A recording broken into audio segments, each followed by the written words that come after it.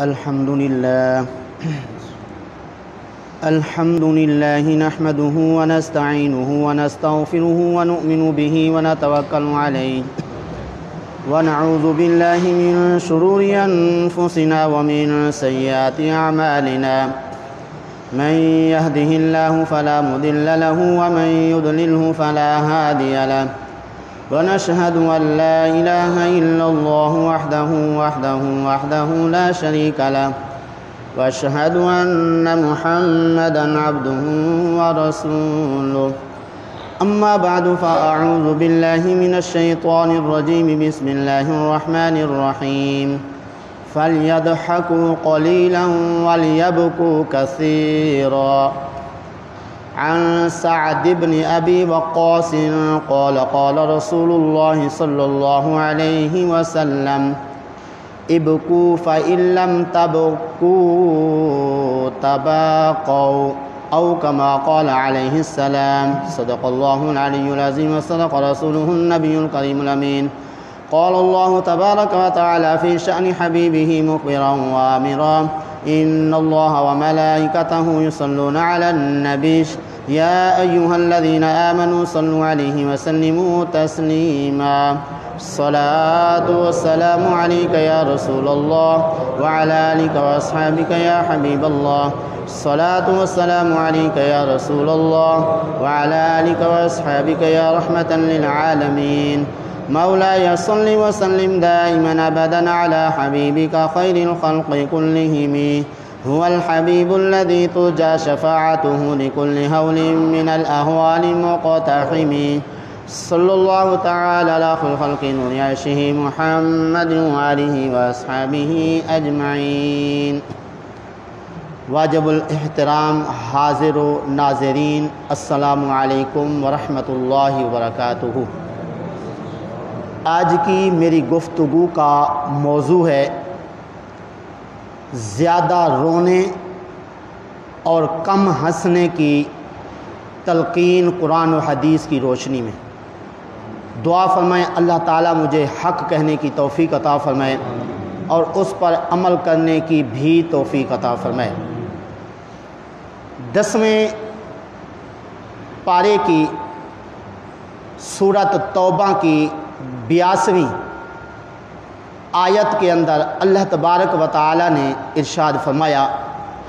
فَلْيَضْحَكُوا قَلِيلًا وَلْيَبْكُوا كَثِيرًا کہ تھوڑا ہنسنا چاہیے اور زیادہ رونا چاہیے۔ تو اس آیت مقدسہ میں اللہ تبارک و تعالی نے ہم لوگوں کو زیادہ رونے کی تلقین فرمائی ہے اور کم ہنسنے کی تلقین فرمائی ہے۔ اسی طرح ابن ماجہ شریف میں حضرت سعد بن ابی وقاص رضی اللہ تعالی عنہ فرماتے ہیں آقا کریم صلی اللہ علیہ وسلم نے ارشاد فرمایا ابکو فَإِن لَّمْ تَبْكُوا تَبَاقَوْا تم روو اگر تم رو نہیں سکتے تو رونے کی کوشش کرو۔ تو اس حدیث پاک میں بھی ہمارے آقا کریم صلی اللہ علیہ وسلم نے ہم لوگوں کو رونے پر زور دیا ہے اور ہمیں رونا چاہیے۔ اگر رونا نہ آئے رونے کی کوشش کرے، چاہے رونے کی شکل و صورت اختیار کر سکتے ہیں یا کوشش کر کے رو سکتے ہیں، تو ہر صورت میں رونا چاہیے۔ اب اس کی وجہ کیوں روئیں، اگر نہ روئیں تو کیا نقصان ہوگا، اس بارے میں کئی احادیث موجود ہیں۔ اگر کوئی بندہ نہیں روتا ہے تو اس کا نقصان کیا ہے، اور ہنستا زیادہ ہے تو اس کا نقصان کیا ہے۔ آئیے آقا کریم صلی اللہ علیہ وسلم کا یہ ارشاد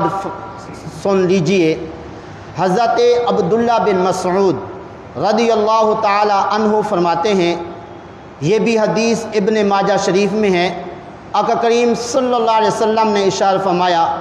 لا تکثروا الضحک فإن کثرۃ الضحک تمیت القلب، کہ تم زیادہ نہ ہنسا کرو کیونکہ زیادہ ہنسنا جو ہے وہ دل کو مار دیتا ہے، دل کو مردہ کر دیتا ہے۔ تو معلوم ہوا زیادہ ہنسنے سے دل مردہ ہو جاتا ہے اور نہ رونے سے بھی دل مردہ ہو جاتا ہے۔ تو اس لیے اس حدیث پاک کی روشنی میں اور اللہ تعالیٰ کے فرمان کی روشنی میں ہمیں رونے کی کوشش کرنی چاہیے، جتنا زیادہ سے زیادہ رویا جا سکتا ہے۔ اب یہ کہ رونے نہ رونے کے بارے میں جو کچھ احادیث میں آیا ہے کہ رونے کے کیا فوائد، نہ رونے کے نقصانات کیا، آئیے کچھ احادیث رونے کی برکت کے سلسلے میں عرض کرتا ہوں۔ حضرت انس رضی اللہ تعالی عنہ فرماتے ہیں آقا کریم صلی اللہ علیہ وسلم نے ارشاد فرمایا جو کچھ میں جانتا ہوں تم جانتے ہوتے تو تم اپنا گھر بار اپنی بیویوں سے لطف اندوز ہونا چھوڑ کر تم جنگلوں میں چلے جاتے اللہ تعالیٰ کی بارگاہ میں فریاد کرتے ہوئے۔ تو اس لیے اس حدیث پاک سے بھی رونے کی اہمیت معلوم ہوئی۔ اور اس کے علاوہ ابن ماجہ شریف میں ہی حدیث ہے، آقا کریم صلی اللہ علیہ وسلم نے ارشاد فرمایا جو بھی بندہ اللہ تبارک و تعالیٰ کے خوف سے روتا ہے اور اس کی آنکھوں سے آنسو بہتے ہیں، چاہے مکھی کے سر کے برابر بھی اگر خوف خدا سے نکلنے والے آنسو کا قطرہ اس رونے والے کے چہرے پر پڑ جائے، اس کی برکت سے اللہ جہنم کو اس پہ حرام فرما دیتا ہے۔ سبحان اللہ۔ معلوم ہوا کہ اللہ کے خوف سے رونے کی وجہ سے کیا فائدہ ہوتا ہے، جہنم جو ہے وہ حرام کر دی جاتی ہے۔ اسی طرح حضرت معاویہ رضی اللہ تعالی عنہ فرماتے ہیں آقا کریم صلی اللہ علیہ وسلم نے ارشاد فرمایا کہ 3 آدمیوں کی آنکھیں جہنم کو دیکھ بھی نہیں سکیں گی، جہنم کے اندر جانا کیا جہنم کو دیکھیں گی بھی نہیں۔ کون سی وہ 3 آنکھیں؟ آقا کریم صلی اللہ علیہ وسلم نے وہ 3 آنکھیں بیان فرمائی اور ان کا ذکر فرمایا ایک تو وہ آنکھ جو اللہ تعالیٰ کی حرام کردہ چیزوں کی طرف نہ اٹھی، یعنی جن چیزوں کو دیکھنے سے اللہ نے حرام کیا ان چیزوں کو وہ آنکھ نہ دیکھے، وہ بھی جائے گی۔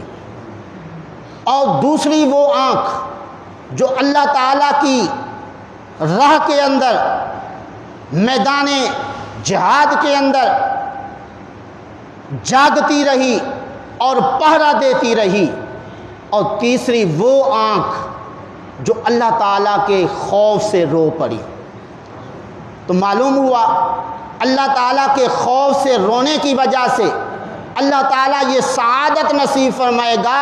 کہ اللہ کے خوف سے رونے والا جو شخص ہے یہ جہنم کو دیکھ بھی نہیں سکے گا،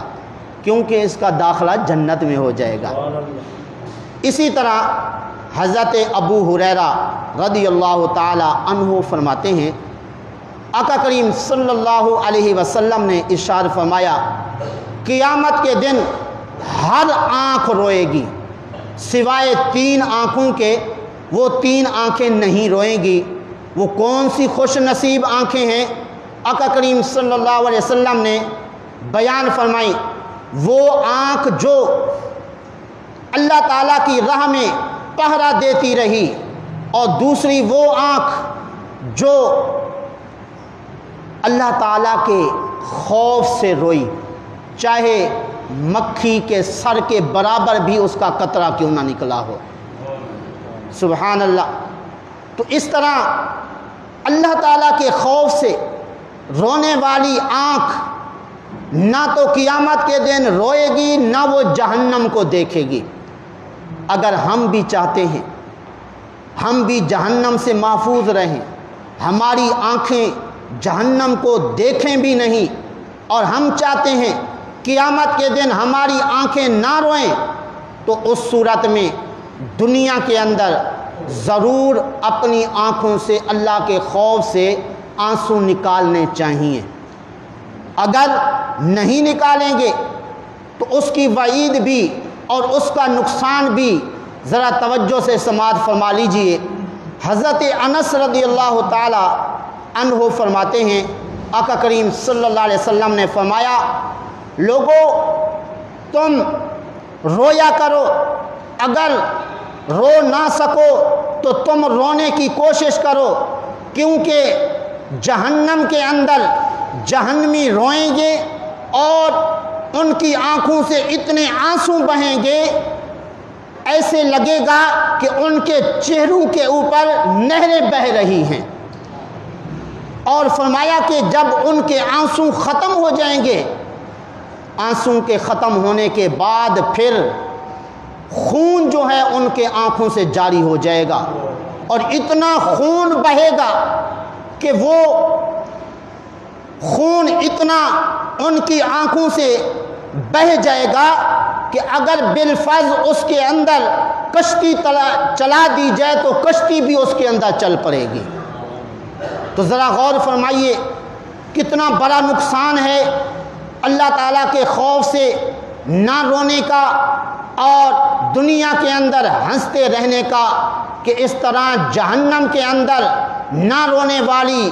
آنکھ والا جو ہے جہنم میں جائے گا اور وہاں پہ روئے گا۔ کتنا روئے گا ابھی آپ نے سماعت فرما لیا۔ تو اس لیے ہمیں کوشش کرنی چاہیے اللہ کے خوف سے اپنی آنکھوں سے آنسو بہیں، اس لیے بھی کہ اگر بالفرض جتنے بھی گناہ ہوئے قیامت کے دن ان گناہوں کو دکھایا بھی جائے گا، لیکن اگر ایک آنکھ کا بال اللہ کے خوف سے نکلے ہوئے آنسو سے تر ہو گیا تو اس بال کی گواہی پر بخشش ہو جائے گی اور جنت میں داخلہ عطا کر دیا جائے گا۔ جیسا کہ حدیث شریف میں ہے، آقا کریم صلی اللہ علیہ وسلم نے ارشاد فرمایا، قیامت کے دن ایک شخص کو اللہ کے حضور لایا جائے گا، اس کا نامہ اعمال اس کے سامنے کھول دیا جائے گا، وہ نامہ اعمال دیکھے گا، کثیر گناہ اس کو نظر آئیں گے، اور اس سے پوچھا جائے گا تو نے یہ گناہ کیے؟ تو وہ انکار کر دے گا میں نے تو نہیں کیے۔ پھر اس کو کہا جائے گا تیرے ان گناہوں کے اوپر گواہ موجود ہیں،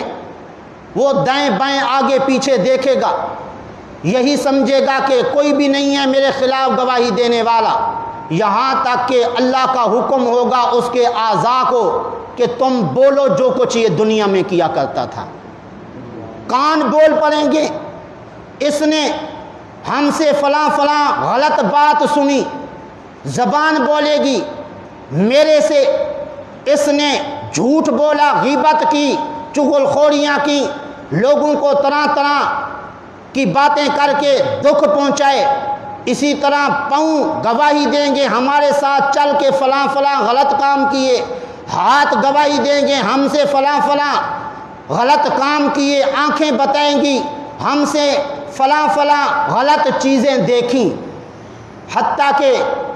جب یہ سارے اعضاء اس کے خلاف گواہی دے دیں گے، حکم ہوگا کہ فرشتوں اسے جہنم میں لے جاؤ۔ جب فرشتے اس کو جہنم میں لے جا رہے ہوں گے تو راستے میں وہ بندہ جب جا رہا ہوگا اس کی آنکھوں کا ایک بال اللہ کی بارگاہ میں عرض کرے گا مولا مجھے کچھ آپ کی بارگاہ میں بولنے کی اجازت ہے؟ اللہ فرمائے گا بولو۔ وہ بال کہے گا اے اللہ کیا تیرا یہ وعدہ نہیں ہے جو بال تیرے خوف سے نکلنے والے آنسو سے تر ہو گیا تو اسے جہنم سے آزاد کر دے گا؟ اللہ تعالیٰ فرمائے گا ہاں میرا یہ وعدہ ہے، میرا یہ فرمان ہے۔ وہ بال عرض کرے گا مولا میں گواہی دیتا ہوں تیرے خوف سے یہ تیرا بندہ رویا تھا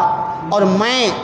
تیرے خوف سے نکلنے والے آنسوؤں سے تر ہوا تھا، لہٰذا میں گواہی دے رہا ہوں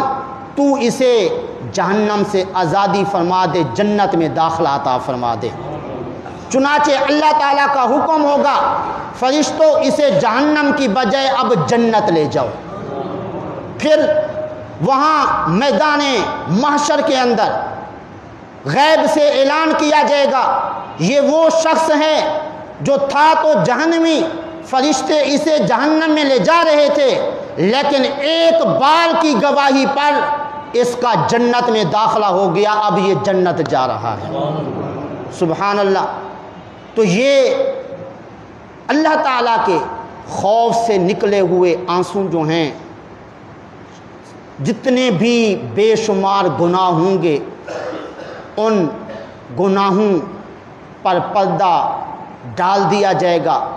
اور ایک بال بھی اگر اللہ کے خوف سے نکلے ہوئے آنسو سے تر ہو گیا تو یہی کام قیامت کے دن آ جائے گا۔ تو اس لیے کوشش کریں، ویسے بندہ کوئی بھی کام کرے شروع میں مشکل پیش آتی ہے، مشکل دکھائی دیتا ہے، نہیں یہ میرے سے کام نہیں ہو سکتا، لیکن جب کرنا شروع کر دے پھر اللہ تعالیٰ کی مدد شامل حال ہو جاتی ہے۔ من جدہ واجدہ، جس نے کوشش کی اس نے پا لیا۔ تو اس لیے ہمیں بھی رونے کی کوشش کرنی چاہیے، قرآن پاک پڑھتے ہوئے، کبھی قبر کو یاد کرتے ہوئے، کبھی میدان محشر کو یاد کرتے ہوئے، کبھی دوزخ کو یاد کرتے ہوئے۔ تو اس طرح رونے کے لیے بھی کئی اسباب ہیں۔ کبھی اللہ تعالیٰ کی نعمت اگر ہمیں مل جائے، اللہ کا فضل مل جائے تو اس پہ بھی رونا چاہیے، یہ بھی ہمارے آقا کریم صلی اللہ علیہ وسلم کی سنت ہے۔ ہمارے آقا کریم صلی اللہ علیہ وسلم اللہ تعالیٰ کے فضل، اللہ تعالیٰ کی نعمت ملنے پر بھی روئے ہیں، جیسا کہ حضرت عائشہ صدیقہ رضی اللہ عنہا فرماتی ہیں آقا کریم صلی اللہ علیہ وسلم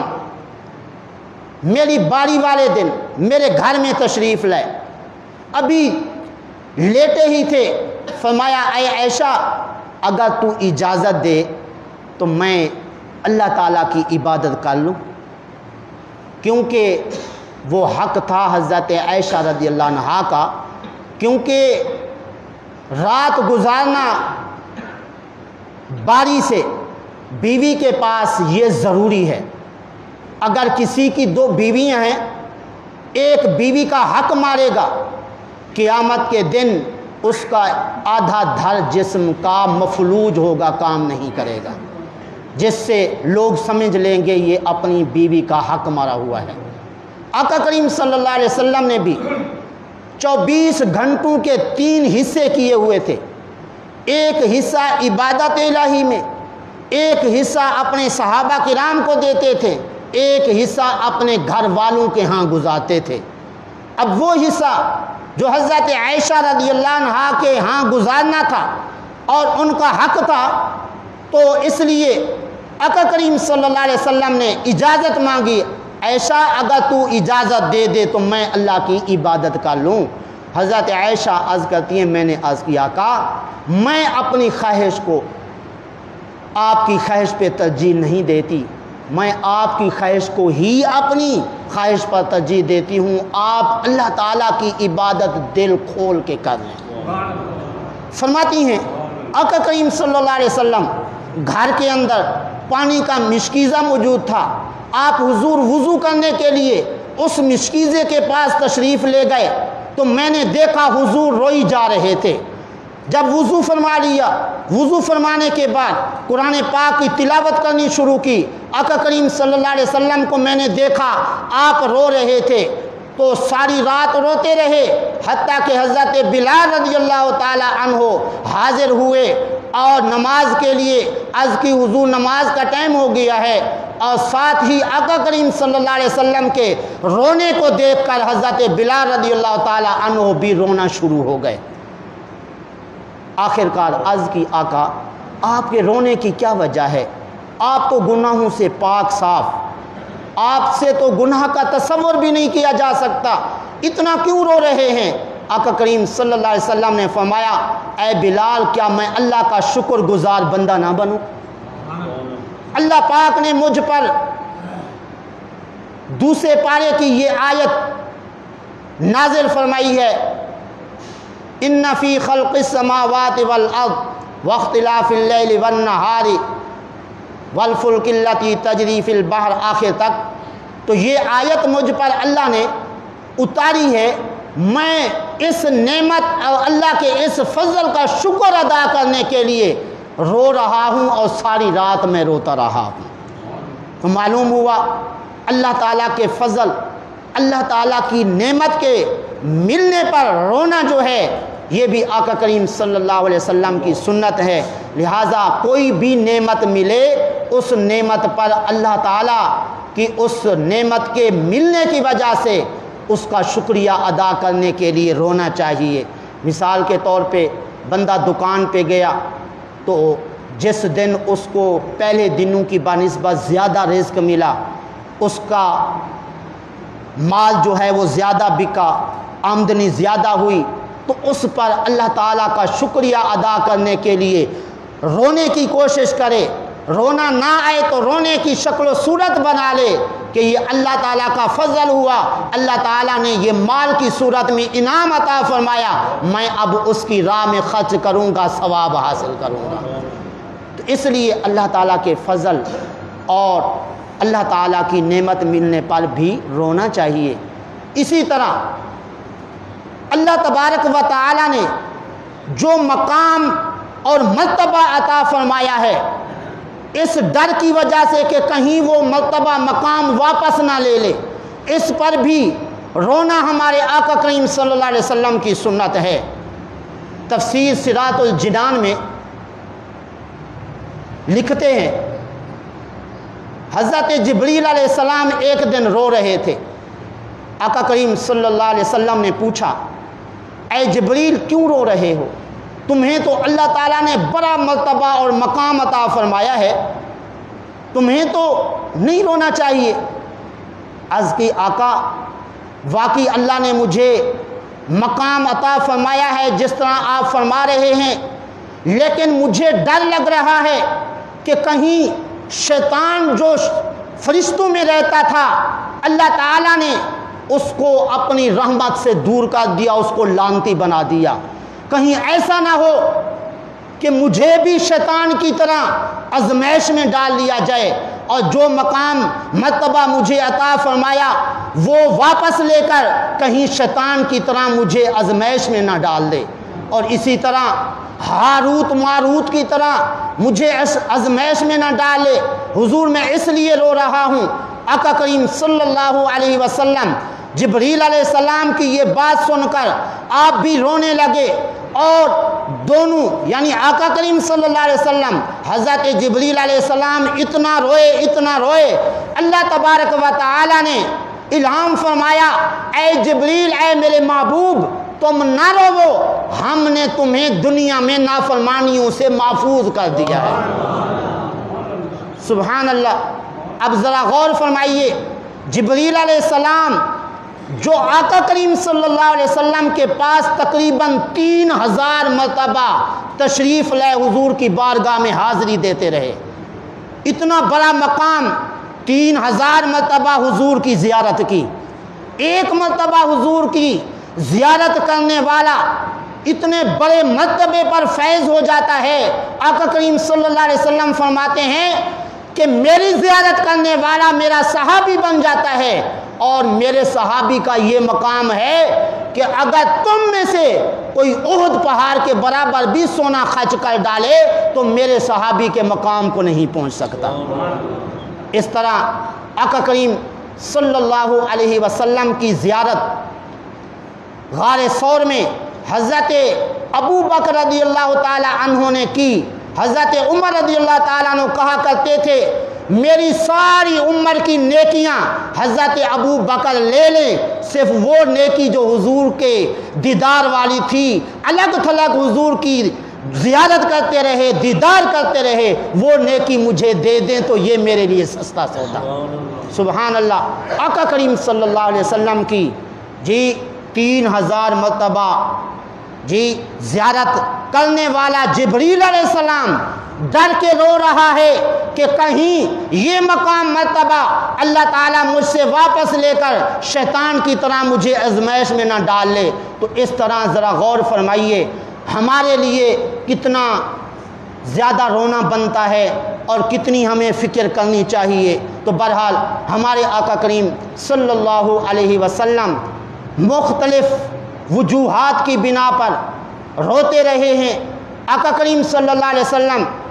ایک مرتبہ قبرستان میں تشریف لے جاتے ہیں، قبر کے اوپر بیٹھ کر اتنا روتے ہیں آپ کے آنسوؤں سے زمین تر ہو جاتی ہے۔ آخر کار آقا کریم صلی اللہ علیہ وسلم فرماتے ہیں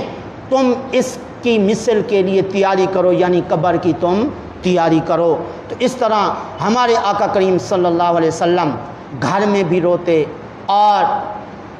قبرستان میں بھی جا کے روتے تھے، جبکہ ہمارا حال کیا ہے؟ آج ہم جنازے کے ساتھ بھی جا رہے ہوں، اس وقت بھی ہنستے مسکراتے رہتے ہیں، دنیاوی باتیں کرتے رہتے ہیں، لیکن یہ موقع نہ باتیں کرنے کا ہے اور نہ ہی ہنسنے کا ہے، یہ رونے کا موقع ہے کہ وہ تو جس کے جنازے کے ساتھ جا رہے ہیں وہ تو اپنی موت کی سختی دیکھ کر برداشت کر کے جا رہا ہے اور موت کی سختی سے اب وہ محفوظ ہو گیا۔ اب تو جو جنازے کے ساتھ جا رہے ہیں ان کا حق ہے کہ وہ اپنی موت کو اور موت کی سختی کو یاد کر کے روئیں۔ حضرت عمر بن عبدالعزیز رضی اللہ تعالی عنہ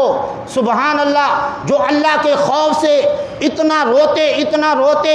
کہ آپ کے گھر والے حیران پریشان ہو جاتے، ایک دن اتنا روئے کہ سارے گھر والوں کو بھی رلا دیا۔ آخر کار پوچھا گیا کہ آپ اتنا کیوں رو رہے ہیں؟ فرمایا مجھے ڈر ہے کہ کہیں میں جہنمیوں میں سے نہ ہو جاؤں۔ اب جن کا اتنا تقوی کہ آپ بیت المال کا تیل جو ہے اپنے ذاتی کاموں میں استعمال نہیں کرتے اور اپنے ذاتی کاموں کے لیے اپنا ذاتی تیل جو ہے وہ استعمال کرتے ہیں، لوگوں کے ساتھ اتنی ہمدردی کرنے والا یہ خلیفہ حضرت عمر بن عبدالعزیز رضی اللہ تعالیٰ عنہ ایک دن آرام فرما کے لونڈی پنکھا جھل رہی تھی، جب آپ کی وہ لونڈی پنکھا جھلتی رہی اچانک اس کو بھی نیند آ گئی۔ حضرت عمر بن عبدالعزیز رضی اللہ تعالیٰ عنہ جب جاگے تو دیکھا کہ لونڈی سوئی ہوئی ہے، آپ پنکھا لے کے اس کے اوپر وہ پنکھا جھلنے لگے۔ جب وہ لونڈی جاگی تو رو کے عرض کرنے لگی قبلہ یہ آپ کیا کر رہے ہیں؟ فرمایا تو میری طرح بندہ ہے نا، میں جب سو رہا تھا تو پنکھا جل رہی تھی تو میرا بھی تو حق بنتا ہے کہ تجھ پر میں پنکھا جلاؤں۔ یہ تھی ہمدردی، اتنی ہمدردی کرنے والا بادشاہ کہ جو ہر رات اپنے زمانے کے فقہاء علماء کو بلا کے فرماتے تم قبر کا ذکر خیر کرو، آخرت کا ذکر خیر کرو۔ جب قبر کی بات ہوتی، آخرت کی بات ہوتی، اتنا روتے چیخ کے کہ جس طرح کسی کے سامنے اس کا کوئی عزیز مر گیا ہو تو چیخ کے روتا ہے۔ تو اتنا بڑا متقی اور اتنا زیادہ رونے والا شخص اور خلیفہ راشد خامس جب آپ کو آپ کے وصال کے بعد خواب میں دیکھا گیا، پوچھا گیا اللہ نے کیا معاملہ فرمایا؟ فرمایا 12 سال سے جو موت کی تکلیف تھی وہ مجھے ہوتی رہی، اب میں اس موت کی سختی سے اور تکلیف سے فارغ ہوا ہوں۔ اب ذرا غور فرمائیے کتنی سخت تکلیف ہوتی ہے موت کے وقت، لیکن ہم لوگ اس میت کے ساتھ جاتے ہوئے کوئی فکر نہیں کرتے، جبکہ میت کے ساتھ جاتے ہوئے رونا اور قبر و آخرت کی فکر کرنا آقا کریم صلی اللہ علیہ وسلم کی سنت ہے۔ جو اس سنت کے خلاف چلے، جنازے کے ساتھ جاتے ہوئے ہنسے مسکرائے اور دنیاوی باتیں کرے، یہ آقا کریم صلی اللہ علیہ وسلم کی سنت کے خلاف ہے۔ اس لیے حضرت عبداللہ بن مسعود رضی اللہ تعالیٰ عنہ نے ایک شخص کو جنازے کے ساتھ جاتے ہوئے دیکھا کہ وہ ہنس رہا تھا، فرمایا اللہ کی قسم میں جب تک زندہ رہوں گا تیرے ساتھ بات نہیں کروں گا۔ کیوں کہ جنازے کے ساتھ جاتے ہوئے یہ ہنسنے کا موقع تو نہیں ہے، یہ تو رونے کا موقع ہے۔ ہمارے آقا کریم صلی اللہ علیہ وسلم کی سنت کے خلاف ہے جنازے کے ساتھ جاتے ہوئے مسکرانا اور ہنسنا، اس لیے تو نے میرے آقا کی سنت کی خلاف ورزی کی ہے، میں جب تک زندہ رہوں گا تیرے سے بات نہیں کروں گا۔ تو ذرا غور فرمائیے کتنی فکر ہونی چاہیے قبر کی اور آخرت کی۔ تو بہرحال ہمیں چاہیے ہم اللہ کے خوف سے اپنے آنکھوں سے آنسو بہائیں، قرآن پاک کی تلاوت کرتے ہیں اس وقت روئیں۔ اس لیے حضرت عبداللہ بن مسعود رضی اللہ تعالیٰ عنہ فرماتے ہیں آقا کریم صلی اللہ علیہ وسلم نے مجھے فرمایا اے عبداللہ تم مجھے قرآن پاک پڑھ کے سناؤ۔ میں نے قرآن پاک کی سورۃ نساء پڑھنی شروع کی،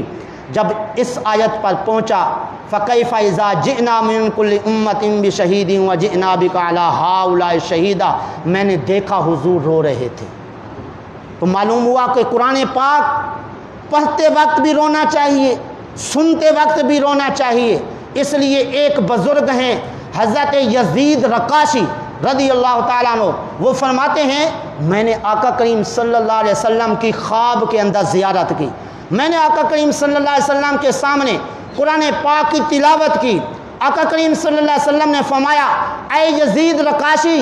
تم قرآن پاک تو پڑھ رہے ہو لیکن رونا کہاں ہے، یعنی قرآن پاک پڑھتے ہوئے رو کیوں نہیں رہے تم؟ تو اس لیے قرآن پاک پڑھیں گے تو رونا بھی آئے گا، جب قرآن پاک پڑھیں گے بھی نہیں تو رونا کیسے آئے گا؟ اس لیے ہمیں اس طرح فکر کرنی چاہیے، یہ اللہ کا پاک کلام قرآن پاک جو ہے اس کے بھی ہمارے ذمہ حقوق ہیں۔ وہ کیا حقوق ہیں؟ اس کی ہم تلاوت کریں، تلاوت کرتے ہوئے غور و فکر کریں یہ قرآن کیا کہتا ہے، اور ساتھ غور و فکر کرنے کے روئیں بھی صحیح، قبر کو یاد کر کے آخرت کو یاد کر کے جب روئیں گے تو انشاءاللہ یہ قرآن پاک جو ہے گواہی دے گا قیامت کے دن اے پروردگار اس نے مجھے پڑھا تھا، اپنا قیمتی وقت نکال کے میری تلاوت کی تھی اور ساتھ ساتھ مجھے پڑھتے ہوئے یہ رویا بھی تھا۔ تو اس طرح آنسو بھی گواہی دیں گے، قرآن پاک جو ہے یہ بھی گواہی دے گا۔ اور کچھ لوگ تو اس لیے مرتے وقت روتے ہیں نا کہ جی اتنی بڑی دولت جمع کر کے رکھی تھی اب میرے کام نہ آئی، لیکن جو بزرگان دین ہیں وہ مرتے وقت کس فکر میں ہوتے تھے؟ یہی حضرت یزید رقاشی رضی اللہ تعالی عنہ کی موت کا جب وقت قریب آیا، آپ مرنے والے تھے تو آپ روئی جا رہے تھے، تو آپ سے پوچھا گیا آپ کیوں رو رہے ہیں، رونے کی کیا وجہ ہے؟ تو انہوں نے فرمایا میں اس لیے رو رہا ہوں کہ اب جب میں اس دنیا سے چلا جاؤں گا مجھے رات کی قیام کا موقع نہیں ملے گا۔ دنیا میں میں رہ کر رات کو تہجد کی نماز پڑھتا تھا، اللہ کے حضور کھڑے ہو کے عبادت کرتا تھا، اب میں مر جاؤں گا تو یہ جو مجھے سعادت مل رہی تھی اس سے میں محروم ہو جاؤں گا۔ اور دوسری وجہ دن کو میں روزے رکھا کرتا تھا، اب جب مر جاؤں گا تو یہ روزے دن کو رکھنے کی سعادت مجھے نہیں ملے گی۔ تو اس لیے آپ فرماتے تھے کہ میں رو رہا ہوں۔ اور حضرت شعیب علیہ نبینا علیہ الصلاۃ والسلام اللہ کے پیغمبر ہیں، قرآن پاک کے اندر ان کا ذکر خیر موجود ہے، آپ کے بارے میں موجود ہے کہ آپ 100 سال روتے رہے، 100 سال